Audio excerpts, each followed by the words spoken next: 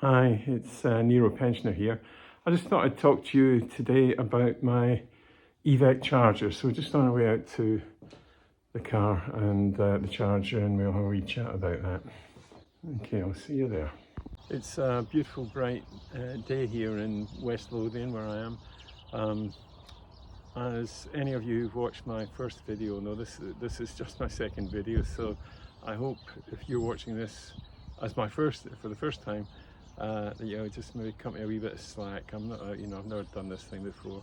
I'm an old guy, tech's all new to me. But anyway, let's have a look at this charger. I've had 190 odd views on my first video, which really surprised me, took me aback, to be honest, because I really couldn't imagine how you could find me on YouTube. I have no YouTube history. That was my first video. But anyway, 190 odd people have viewed it, and a few of you have subscribed. Thank you very much. So I bought my Peugeot E2008 from Arnold Clark, and they had a deal, £499 for a charger installed and fitted with Evec. So I went for that. I've never bothered with the Nissan, the Leaf. I could charge it easily off the 3-pin plug, which is right here actually. No problem overnight, just plug it in and it'd be ready in the morning. With the bigger battery on the Peugeot, I'd hoped to go a little bit further, use it a little bit more, and therefore the 7 kilowatt would be handier.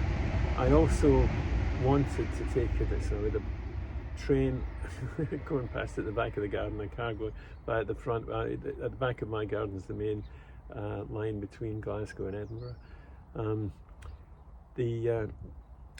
I also wanted to take advantage of some of the EV charging tariffs because of the car that I have and the charger that I was getting, because it was cheap. I couldn't sign up for the Octopus Intelligent tariff, but I could charge up for Octopus Go, which gives you 4 hours during the night from midnight to 4:30 in the morning. And to be honest, I thought 4 hours, 7 kilowatts, that's a lot of miles in this Nero. So I thought that would be the ideal thing for me. So anyway, I bought the deal from Arnold Clark, and this was supposed to have been installed on the 26th of January. The guy came on the 26th of January. He was here for hours. He managed to run the cable, but not fit the box. He ran out of time. In running the cable, he actually drilled, the wire goes up and through. It's a single story property. I've got here a little cottage, and into the attic, but he actually managed to drill through into the living room. But hey, these things happen. Anyway, a colleague of his came a few days later, and I can't remember the precise date. It was, I think, a couple of days after my wife's funeral, which was on the 30th of January, so a few days after that. And he actually fitted the box, which was great. I thought, good, we'll be able to get going with the cheap rate. So he fitted the box, but then he couldn't get the charger to connect to his phone. I couldn't get it to connect to mine. We just couldn't get it to do anything at all, basically. So he contacted Evec service department. They said they reckoned it was a faulty Wi-Fi board, and despite me saying, look, it's a brand new charger and it's not working, don't you think you should just replace it? They said, no, we'll send a Wi-Fi board and someone to install it. So fair enough. So the Wi-Fi board arrived in the post, and then so I don't know how much you can hear of this, but there's another car going past and horses snorting away in the field next to me. A guy came to install the charger. He was obviously a white goods repairman. He thought he'd come to fix a fridge, And when I showed him the charger, he didn't know what it was. He'd never seen one in his life before. And I told him it was 7 kilowatt. He was kind of, oh, no. And, and off he went. So I spoke to Evec again, and they then said, right, we'll send a charger installer this time. So they did. So he came on Friday afternoon, and he put they posted me another Wi-Fi board. He put the Wi-Fi board in, and exactly the same result. Didn't work at all. There's supposed to be a bypass as well. There's a button underneath, and if you push it 5 times and wait for a second, then another 5 times, you're supposed to be able to bypass and just plug through a direct charge straight into the car. That doesn't work either. So the outcome now is that they are going to replace the charger, so I'm waiting for that to happen. But I'll head indoors now because there's a wee bit of traffic around. It's Sunday, and I don't know, I guess there's day trippers out or whatever. And I'll just finish this off in there. Here I am back indoors. A bit easier on my eyes, to be honest. The sun was a bit bright out there.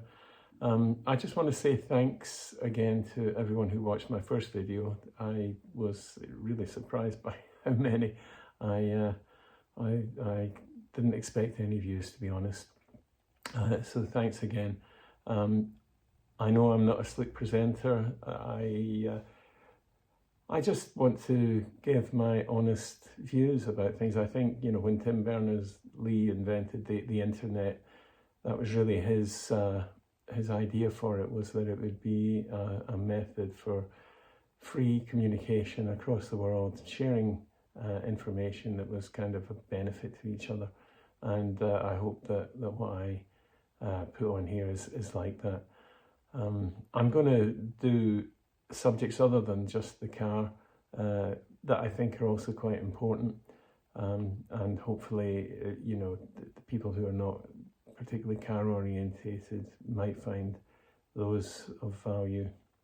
But getting back to the charger, the whole thing for me with getting the charger was really to get the cheap rate electricity. For me, economy is the thing. I mean, certainly, you know, the environment as well, in terms of having an electric car. Environment is very important to me. I think when you reach my kind of age and you've got grandchildren, and I have great-grandchildren, you kind of start to think about the world that you're leaving them. And to me, it's important that I have the minimum impact on the environment that I possibly can.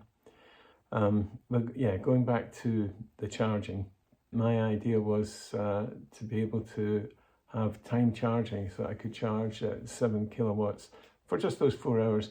Be perfectly adequate for me. Every few days, even, just I would need to plug in to charge between midnight, 4:30 in the morning. As I say, that unfortunately that hasn't happened as yet. I haven't a single charge out of that charger.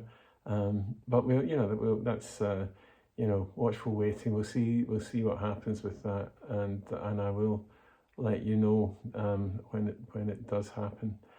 In my running back and forwards to Glasgow and my other running around, I have an annual mileage of 6,000-ish miles, and I kind of worked out with just on the back of a fag packet kind of thing, that if I could charge at home at 9p per kilowatt hour rather than near 30p a kilowatt hour, that the charger would pay for itself in about 18 months.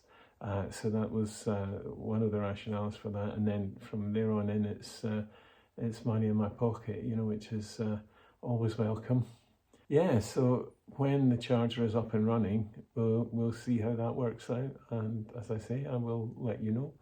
And thanks again for watching. I'm really, really surprised and really grateful. Thank you.